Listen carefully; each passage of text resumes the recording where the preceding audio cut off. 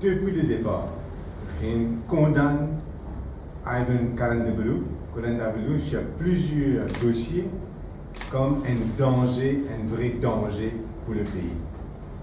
Avant de prendre Kalandabelou, je veux dire qu'il m'a bien chagrin pour CEB, parce qu'avec Joe Lesonga, CEB fait une sape dans le garaille, fait une tombe dans du fait. Mais ça, plus tard, nous pourrons prendre, pour une occasion, bien sûr, reprendre ce thème-là. Kalandabelou fait un danger depuis son élection, fin 2014, et ce jusqu'à ce jour. Pour deux raisons, une, parce qu'il y a une action directe, et second, parce qu'il y a une fréquentation. Et bien sûr, ça fait une culmine dans ce limogeage hier, c'est pas avant-hier, dans ce limogeage cette semaine-ci.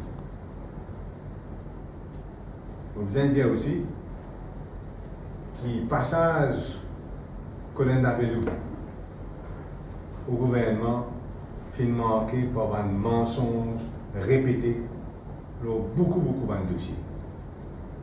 En tant que leader de l'opposition, on besoin de dire qu'à plusieurs reprises, on fait une soulève une affaire concernant directement et indirectement Ivan Kalandabelou. Première affaire que j'ai soulevée, c'était en avril 2017, c'était l'affaire Alvaro Sobrino. Monsieur Sobrino, il amène son mauvaise réputation internationale et régionale à Maurice et il finit de polluer le système financier. Une bonne raison, bien claire là, une bonne raison qui fait Maurice tombe sur la liste grise de la Financial Action Task Force et aujourd'hui la liste noire de l'Union européenne, c'est justement le traitement tapis rouge que M. Sobrino finit de gagner à tous les niveaux du gouvernement.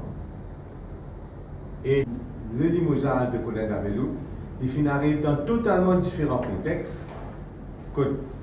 il finit humilié publiquement par le fait que le Premier ministre Chakmak lui-même remplace Board CEB entièrement et met ça sous tutelle du ministère des Finances parce qu'il met un député Financial Secretary Chairman là-bas et il a annoncé qu'il fait lui-même, premièrement.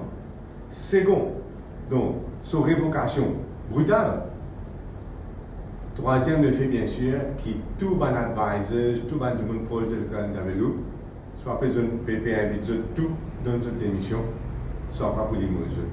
Donc, c'est pour moi inconcevable que Kalandabelou, quand même, besoin d'un peu l'amour propre, des restes membres de la majorité. On va connaître quand tu vas l'assiser là-haut, là-bas, derrière de nous, tout ça, quand tu vas l'assiser, mais tout ça inconcevable qu'il reste un membre de la majorité. Mais nous Indiens nous satisfait quand même que ce départ du gouvernement, parce que, comment dire, pour tout, depuis Sobrino, depuis CWA, depuis Combined Cycle Gas Turbine, venu même refus de baisse prix courant pour aider les ménages et pour aider l'économie, pour tout ça, cette raison-là, il fait un danger pour le pays, et surtout qui constamment il fait mentir à la population et même à l'Assemblée nationale. Malheureusement, à Maurice, nous avons une situation de faillite des institutions. Dans un pays qui se respecte, la police, CCID, l'équivalent Independent Commission Against Corruption, tu peux step in et tu peux faire travail. Malheureusement, on va fou comme on dit, personne ne peut avoir confiance. Track record l'ICA, track record CCID, personne ne peut avoir confiance dans cette institution. C'est l'institution qui reste crédible pour nous, c'est DPP avec le judiciaire.